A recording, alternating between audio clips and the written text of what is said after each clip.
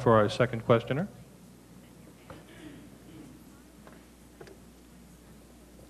I am Abraham Jones, a third grade teacher at Keene Elementary School in the Christina School District and a member of the DSEA Board of Directors.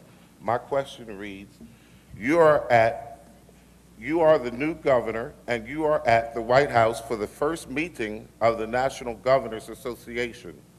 The new president asks you for the 3 priority changes you would make in the No Child Left Behind Act. What are they, and why are they important to the improvement of public schools? First response goes to Mr. Markell. I'd say, Mr. President, let me tell you what the teachers of Delaware are telling me, because they are my best teachers. The first thing we need is more flexibility in terms of accountability.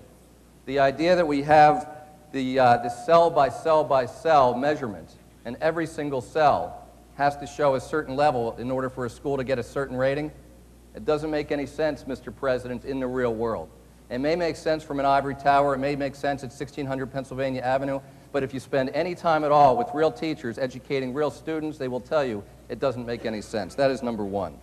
Number 2, unfunded mandates.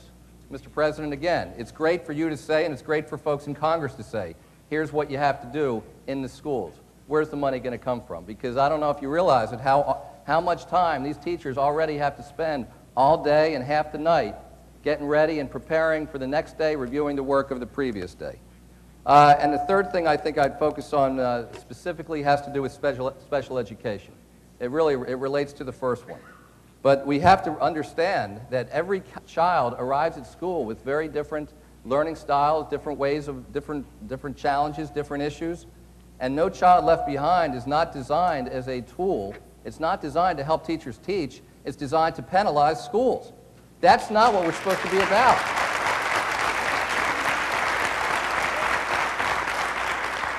And I think I would conclude with this. I think I would conclude by saying the teachers of Delaware tell me the idea of No Child Left Behind makes absolute sense, but the execution of this law is fundamentally flawed.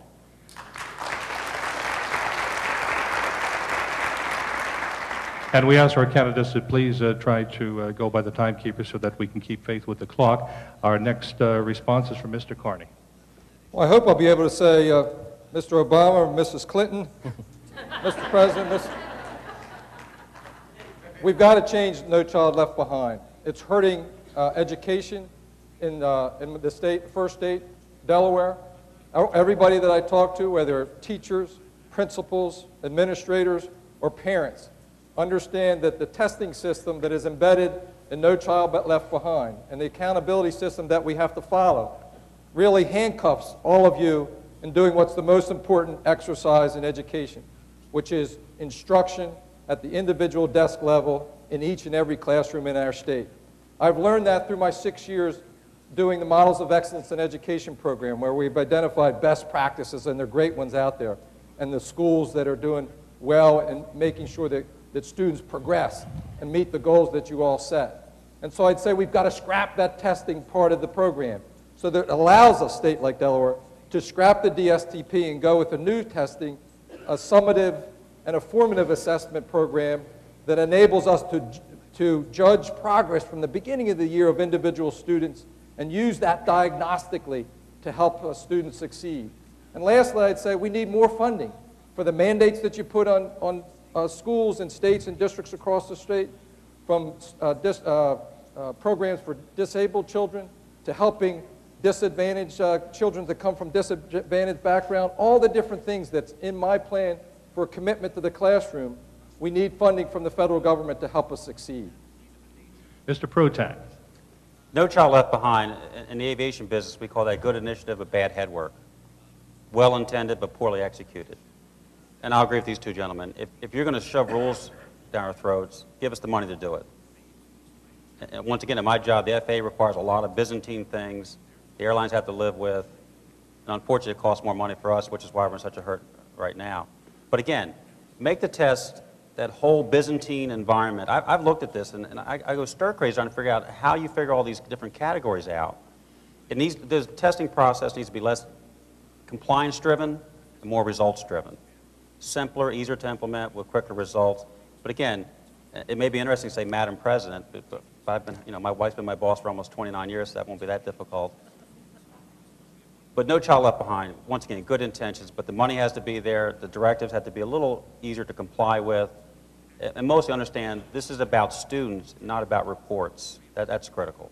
Those would be my 3 comments. Okay, a 30-second rejoinder. Mr. Markell.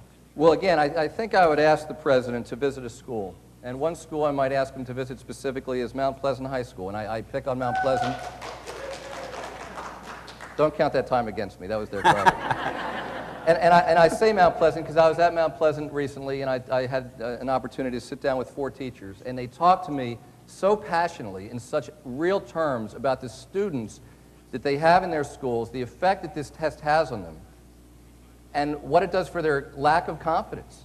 Let's remember, this is all supposed to be about helping all of our kids achieve their potential, not about tearing kids down. And unfortunately, that's what too much of this test is all about. Mr. Carney.